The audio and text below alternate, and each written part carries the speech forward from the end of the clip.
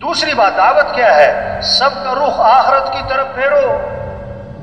کیا دنیا کے انسانوں اصل زندگی تو آخرت کی ہے، دنیا اصل نہیں ہے. ہاں آج ہیں کل نہیں.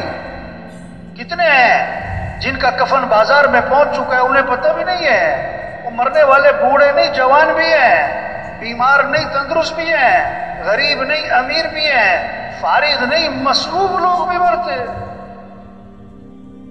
کتنوں کا آخری مہینہ چل رہا ہے، کتنوں کا آخری ہفتہ چل رہا ہے، کتنوں کا آخری دن چل رہا ہے. اگلا جمعہ نہیں ملے گا. ہر اذان بہت ساروں کی آخری اذان ہوتی ہے. ایک صحابی نے عرض کیا حضور مجھے نصیحت فرمائیں. آپ نے فرمایا نماز پڑھو تو یہ سمجھ کر کہ زندگی کی کون سی نماز ہے؟ آخری نماز. وہ مر جانا ہے، وہ یہ سب کچھ چھوٹ جانا ہے، یہاں رہنا نہیں ہے. دنیا کھیل تماشا ہے.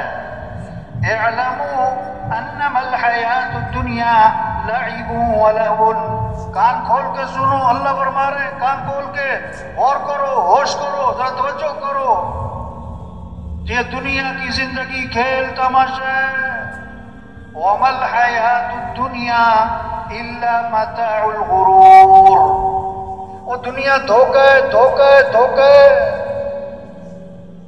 آج ہنس رہے کل رو رہے، آج کے جوان کل کے بوڑھے، آج اکڑ کے چل رہے کل کمر جھکی پڑی.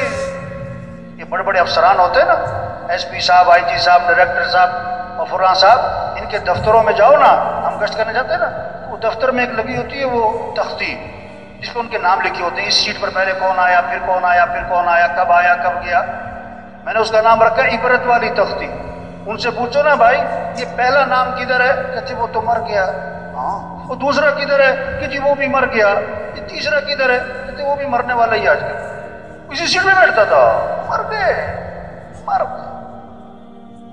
اگر دنیا میں کسی کو ہمیشہ رہنا ہوتا تو حضرت محمد مصطفیٰ صلی اللہ علیہ وسلم کی ذات سب سے زیادہ حقدار تھی کہ دنیا میں ہمیشہ رہے.